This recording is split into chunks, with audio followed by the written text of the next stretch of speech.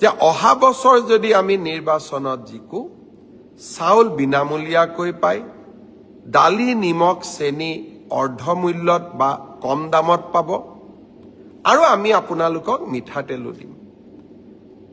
তাকে লৈ কংগ্ৰেছ দলে ছ'চিয়েল মিডিয়াত মোক বহুত ট্ৰলো কৰিলে। মই চিন্তা কৰিলোঁ যে মিঠাতেলটো দৰিদ্ৰ মানুহক লাগে, দৰিদ্ৰ মানুহে ৰেচন কাৰ্ডত মিঠাতেল পোৱাটো অপৰাধ নেকি? এইটো কিয় মোক ট্ৰল কৰিলে? ময়ো অলপ চিন্তিত হলোঁ। তেতিয়া মোৰ মনত পৰিলে যে কংগ্ৰেছ দলৰ বৰ্তমানৰ যিগৰাকী সভাপতি, যোৰহাটৰ সাংসদ, তেওঁৰ দুইটা ল'ৰা ছোৱালী ইংলেণ্ডৰ চিটিজেন, ব্ৰিটিছ চিটিজেন।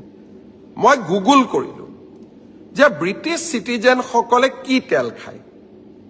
তেতিয়া মই গুগলত দেখিলোঁ যে ব্ৰিটিছ চিটিজেনসকলে অলিভ অইল আৰু ছানফ্লাৱাৰ তেল খায়। কংগ্ৰেছ দলে কিজানি বিচাৰিছিল যে আমি মিঠাতেল দিব নালাগে, ছানফ্লাৱাৰ অথবা অলিভ অইল দিব লাগে। ক্ষমা কৰিব, আমাৰ চহা গাঁৱৰ ৰাইজে আৰু মধ্যবিত্ত পৰিয়ালে সৰুৰে পৰা আমি মিঠাতেল খায়ে ডাঙৰ হৈছোঁ। যেতিয়া আমাৰ জ্বৰ উঠে, মায়ে আমাক কয় যে ভৰি তলুৱাখনত অলপ মিঠাতেলেৰে মালিচ কৰি দে, ভাল পাবি। অৰ্থাৎ মিঠাতেল হ'ল আমাৰ মাতৃ আৰু সন্তানৰ মাজত থকা অভূতপূৰ্ব মৰমৰ আৰু এক উদাহৰণ।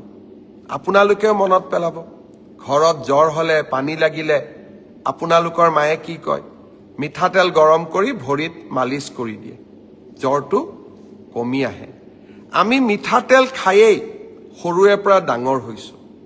অলিভ অইল আৰু ছানফ্লাৱাৰ তেল হয়তো আজি মই কিনি খাব পাৰোঁ, কিন্তু অসমৰ কোটি কোটি মানুহে ছানফ্লাৱাৰ আৰু অলিভ অইল দেখা নাই। আমাৰ হাতত ব্ৰিটিছ পাছপৰ্টো নাই। আমাৰ ল'ৰা ছোৱালীক আমি ভাৰতৰ পৰা বিদেশীও বনাব নোৱাৰোঁ।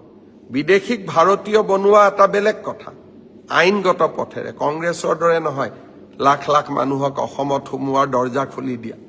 কিন্তু ভাৰতীয় সন্তানক সৰু বয়সত আমি বিদেশী কৰিম, লগতে আমি মিঠাতেল বেয়া, ছানফ্লাৱাৰ আৰু অলিভ অইল খাম, তেনেকুৱা ৰাজনীতি মই নকৰোঁ।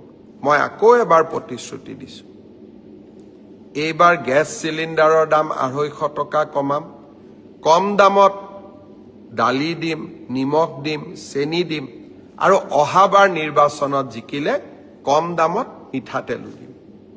ট্ৰলে মোৰ মনৰ চিন্তাক অলপো আঁতৰাই লৈ যাব নোৱাৰে, কাৰণ মই অসমৰ দৰিদ্ৰজনৰ মুখত, দৰিদ্ৰ মাতৃৰ চকুত কৰবাত নহয় কৰবাত আত্মবিশ্বাসৰ প্ৰতীক হিচাপে জীয়াই থাকিব খোজো। 10 তাৰিখে যেতিয়া 1250 টকা পৰিয়ালটোৰ একাউণ্টলৈ আহে, অসমৰ মাতৃশক্তিয়ে যি সান্তনা পায়, অসমৰ মাতৃশক্তিয়ে য'ত আশ্ৰয় বিচাৰি পায়, সেই মৰম আন কাৰো লগতে তুলনা হ'ব নোৱাৰে। আকৌ এবাৰ কৈছোঁ, কংগ্ৰেছ দলে ভাল কামবিলাকৰ বিৰোধিতা কৰি যাওক, আৰু আমি ভাল কামবোৰ কৰি কৰি গৈ থাকিম।